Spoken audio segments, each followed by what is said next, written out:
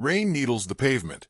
Sodium lamps smear gold across slick asphalt, and the city holds its breath like it knows what's about to happen. A man breaks from shadow and runs. He vaults a chain-link fence, lands hard, stumbles, keeps moving. Breath fogs in short, ragged bursts. A courier bag beats against his ribs.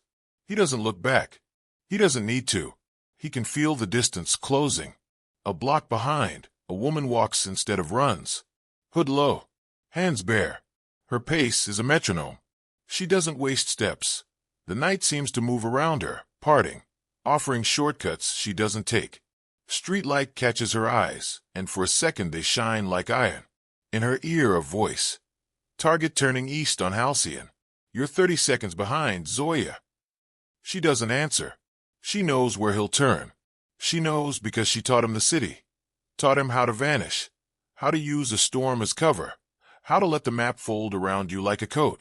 He cuts through the back lot of a silent laundromat, where the tumble dryers blink with forgotten timing.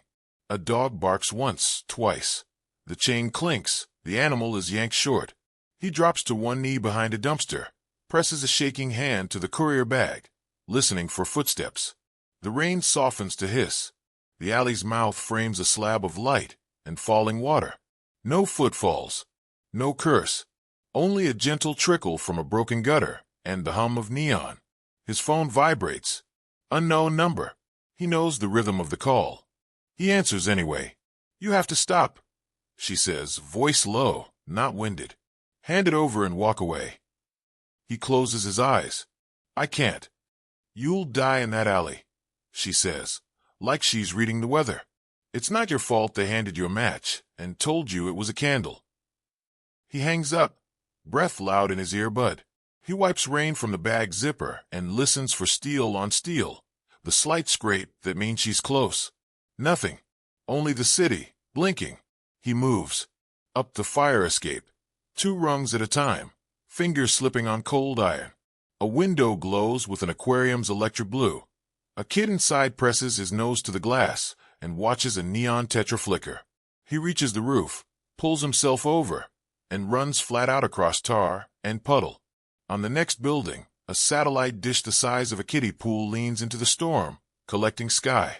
He slides over the lip, drops to a lower ledge, then a lower one, then a terrace wet with black moss. He lands badly, pain spearing up his ankle, and has to bite back a cry. He breathes through his teeth, stands, limps forward. The city opens like a book. The grid of old brick, the slender spire of the telecom tower, the river like a ribbon of ink. Zoya reaches the base of the fire escape and doesn't climb it. She turns into the building's lobby instead. The night attendant looks up and freezes at the sight of her badge. She flashes nothing. She just nods once, gentle as apology. The elevator coughs itself awake. On the 15th floor, the doors slide open sluggishly. She exits, breaks the seal on the window at the end of the hall with the butt of her hand, and steps into rain and air. The drop is a story and a half. She lowers herself, swings, releases. Her boots kiss the terrace's edge.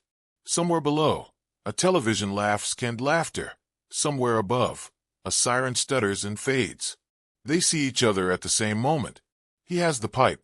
She has nothing but her hands and the small, quiet knowledge of what happens next. Don't, he says, pipe raised, shoulder trembling. Please, Zoya. The name is a bridge thrown across water. You taught me to run. Let me finish running. Running to where? She asks. To the tower? His face tells her she's right. She tilts her head toward the spire, cutting clouds. You think you can get an uplink past a blackout order? He swallows. Only at midnight. They cycle the feeds. 60 seconds when everything's mirrored. And after that I'm smoke. She takes one step closer, and he flinches. She stops. You think I don't know what's in your bag? He says nothing. She doesn't need him to. She knows the weight of the drive in there, like she knows the weight of a half-truth. There are numbers that break cities. Numbers that turn reservoirs into bargaining chips. Hospital generators into loyalty tests. He found the numbers because she trained him to find seams. He ran with them because in the light they stop being numbers and start being people. The voice cuts in again, impatient now. Zoya status. She cups a hand around her mouth and says nothing. The rain turns finer, dust in a lamplight cone.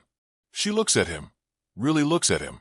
The cracked knuckles, the week of bad sleep, the person she turned into a tool and then tried to recall. They're not the only ones running tonight, she says, soft. If you go alone, you don't make it 2 more blocks. If you go with me, you might not make it 3. But 3 is better. He blinks water. He hears a new sound, low and angry, the choked growl of a turbo diesel. Headlights wash the far wall. A black SUV noses into the alley below. Another slides in from the opposite end, slow, careful, certain. They're early, he says. They don't have to wait, she answers. We do. She raises her hands, palms out. Give me the pipe. Keep the bag. We move together. They move. Down the maintenance stairs, into the skeleton of the building, through a door clipped open with a triangle of wood into a service corridor that smells like copper and mold. Zoya knows this path. Once upon a time she used it to bring witnesses out the back, when the front was a theater. Now it's a vein that leads to the city's quiet heart. They exit into a parking structure, where water falls in sheets from the open edges. He pauses long enough to breathe, and that's almost enough time for the first man to emerge from the stairwell behind him. He's bigger than either of them, in a rain-black jacket, with a face that has forgotten how to arrange itself in anything but neutral. Zoya doesn't stop walking. Left, she says, and he obeys. And as the man reaches for the strap of something heavy, Zoya catches his wrist with the kind of economy that makes violence resemble respect. Turns, takes, drops. The man hits the concrete, and the sound is more breath than impact. Keep moving, she says. It's not triumph. It's a weather report, rain and more rain. They cross 2 blocks at a run that is barely a run. The city offers a market where vendors are closing, tarps slapping, lights clicking off. They slip between stalls perfumed with cilantro and diesel. A boy stacks oranges into perfect pyramids. He stares as the 2 ghosts pass, and then goes back to his fruit. The night has taught him what is his business. A cat shakes rain from its back and disappears like spilled ink under a shutter. 2 minutes to cycle.